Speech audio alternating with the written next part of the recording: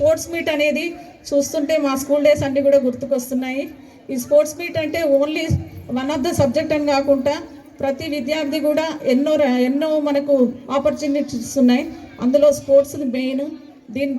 ఈ స్పోర్ట్స్లో మనము ఎంత యాక్టివ్గా పార్టిసిపేట్ చేస్తుంటే మెయిన్గా మన హెల్త్, మన కల్చర్ ప్లస్ మన యాక్టివిటీస్ అన్నీ కూడా దీంతో మన లైఫ్ బిల్డప్ అయ్యే ఛాన్స్ కూడా ఉంది. కాబట్టి విద్యార్థులు గ్రామ స్థాయి నుంచి గెలుపొందిన విద్యార్థులందరూ కూడా ఈరోజు మండల స్థాయిలో మళ్ళీ మీ టాలెంట్ నిరూపించుకోవడానికి వచ్చారు. దీని ప్రకారంగా ఇక్కడ గెలుపొందిన విద్యార్థులు అందరూ కూడా కాన్స్టిట్యున్సీ లెవెల్, డిస్ట్రిక్ట్ లెవెల్, అట్లే స్టేట్ లెవెల్కి వెళ్తారు. కాబట్టి మీరందరూ కూడా మీ యొక్క టాలెంట్ని ఇక్కడ నిరూపిస్తే మీకు మంచి లైఫ్, మంచి సక్సెస్ఫుల్ లైఫ్, ఎన్నో జాబ్స్కి కూడా ఆపర్చునిటీస్ ఉంటాయని తెలియజేస్తున్నాను. సీఎం కప్ మండల్ స్థాయి ఆడడానికి వచ్చిన విద్యార్థులకు శుభాకాంక్షలు తెలుపుతూ, నాకు చాలా ఇష్టం ఈ కల్చరల్ ప్రోగ్రామ్స్ అంటే.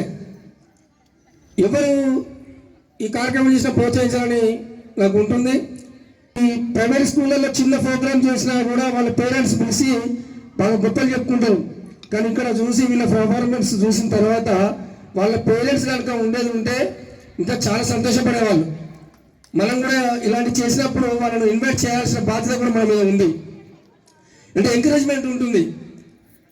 అయితే ఈ పిల్లలకు ఈ ఎంకరేజ్మెంట్ చేయడం వల్ల వాళ్ళ ఉన్నటువంటి నైపుణ్యాన్ని బయటికి తీయడమే కాకుండా సమాజంలో ఎలా మెదగాలి, సమాజం పట్ల మనం ఎలా ఉండాలి, ఈ సమాజానికి మనమే చేయాలి, సమాజం దగ్గర మనమే తీసుకోవాలనే ఒక ఆలోచన కలుగుతుంది. వాళ్ళ యొక్క ప్రతిభను బయటికి తీసుకొచ్చి అలాంటి వాళ్ళని పంపేటప్పుడు ఏమన్నా వాళ్ళ పేరెంట్స్ తరఫు నుంచి ఎంకరేజ్మెంట్ కానీ లేకుంటే కొంచెం నాకు చెప్పండి మేడం, వాళ్ళకి ఏ విధమైన సహాయ సహకారాలు అందిద్దాం. ఎందుకంటే మన స్కూల్ నుంచి, మన గ్రామం నుంచి జిల్లా స్థాయికి, రాష్ట్ర స్థాయికి వెళ్ళాలంటే చాలా బాగా అనిపిస్తుంది. వాళ్ళకు కూడా మనం ఒక ప్రయోగవంతులు చేసినట్టుగా అనిపిస్తుంది.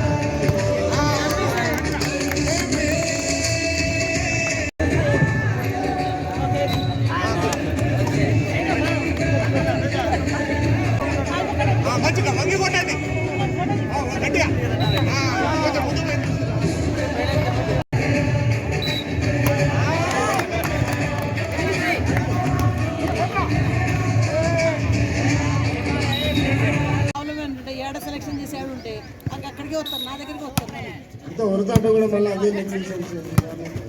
सुबह सुबह दोस्तों के लिए